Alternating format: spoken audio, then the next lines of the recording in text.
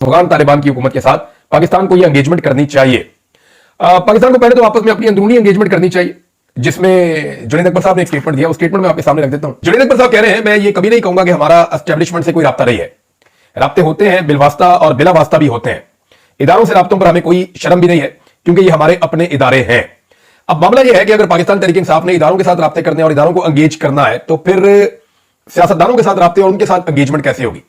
देखिए, दो रास्ते हैं पाकिस्तान के पास आगे बढ़ने के लिए, और मंजिल उनकी एक ही है कि पाकिस्तान में नया इलेक्शन करवाया जाए, और जो नया इलेक्शन पाकिस्तान में हो उसके नतीजे में पाकिस्तान में लोगों का एतमाद बहाल हो, इदारों में और अवाम के अंदर जो एक फासले पैदा हो गए हैं वो फासले खत्म हो, ताकि फ्यूचर के अंदर दहशतगर्दी समेत, मईशत समेत तमाम मसाइल का हल किया जा सके। वो शुरू तभी होगा जब पाकिस्तान के अंदर एक फ्री एंड फेयर इलेक्शन होगा। अच्छा, इस इलेक्शन की तरफ जाने के दो रास्ते हैं। या तो सारी पॉलिटिकल पार्टीज और पॉलिटिकल स्टेक होल्डर्स बैठे और बैठकर ये तय करें कि हम एस्टेब्लिशमेंट को बाहर निकाल रहे हैं सियासत में से, लिहाजा एस्टेब्लिशमेंट का सियासत से कोई किरदार नहीं है, हम आपस में बैठ के तय कर लेते हैं कि कब तक ये हुकूमत चलनी है, और उसके बाद हम पाकिस्तान में इलेक्शन अनाउंस कर देते हैं। एक तो तरीका ये है।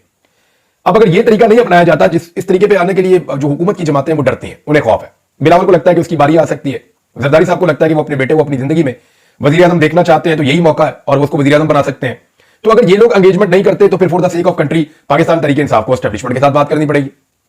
अब ये पाकिस्तान तहरीक इंसाफ की एक कमजोरी आप समझ लें कि वो जब भी एस्टेब्लिशमेंट से बात करते हैं वो बता देते हैं कि जनाब हमारी एस्टेब्लिशमेंट के साथ बात हो रही है, यहां तक बात पहुंच गई है। जबकि शहबाज शरीफ साहब डिक्की में बैठ गए, लेकिन उन्होंने कोई बात बाहर नहीं निकाली।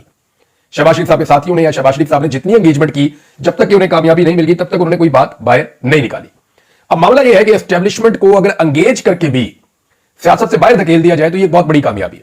यानी जब शहबाज शरीफ साहब मुज़ाकरात कर रहे थे, या नवाज शरीफ साहब और उनकी पार्टी जब एंगेजमेंट कर रही थी, जब प्लान बना रहे थे इमरान खान साहब की हुकूमत को गिराने का, तो उस प्लान के अंदर एस्टेब्लिशमेंट को सियासत से बाहर निकालना कहीं शामिल नहीं था। बल्कि हुआ यह कि उस प्लान के नतीजे में एस्टेब्लिशमेंट सियासत के अंदर ज्यादा धंसती चली गई। और अब सूरत यह है कि पाकिस्तान की हर अहम पोजीशन के ऊपर फौज बैठी हुई है और मिलिट्री एस्टेब्लिशमेंट को पूरी तरह से एंगेज कर दिया गया है। यानी सिंपल अगर हम ये कहें कि वज़रा खुद मानते हैं, हम क्या कहें। राणा सनाउल्लाह साहब बता रहे हैं कि जी हम तो लाए नहीं परवेज खटक को, मोहसिन नकवी भी हमारा आदमी नहीं है, जिनका आदमी आप जानते हैं, फैसल वाडा का ताल्लुक इस कबीले से आप जानते हैं। तो इस हुकूमत के अंदर बहुत सारे ऐसे एलिमेंट हैं, वजीर खजाना समेत, जिनका मौजूदा हुकूमत के साथ ताल्लुक नहीं है या सियासी जमातों के साथ ताल्लुक नहीं है, वो एस्टेब्लिशमेंट के नुमाइंदे हैं।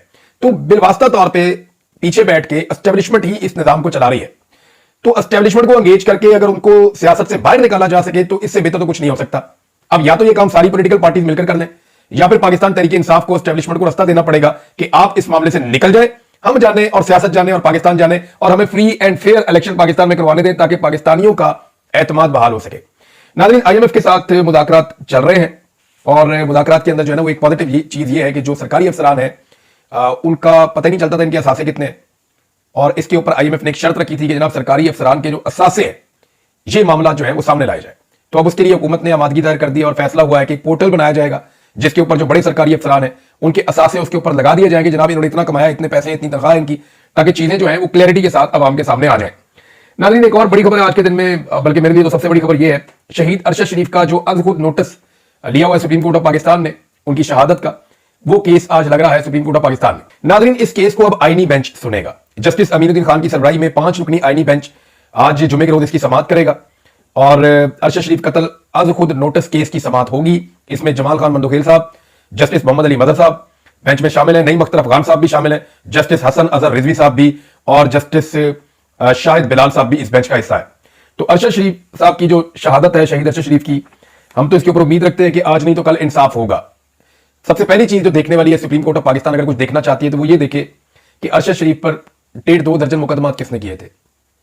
यानी एक साथ इतने सारे मुकदमात कर दिए गए, फिर उनके लिए जमीन तंग कर दी गई, फिर उनसे उनकी नौकरी छीन ली गई, फिर उन्हें इतना मजबूर किया गया कि वो पाकिस्तान से बाहर चले गए, फिर जिस मुल्क में वो गए वहां से भी उन्हें निकलवा दिया गया।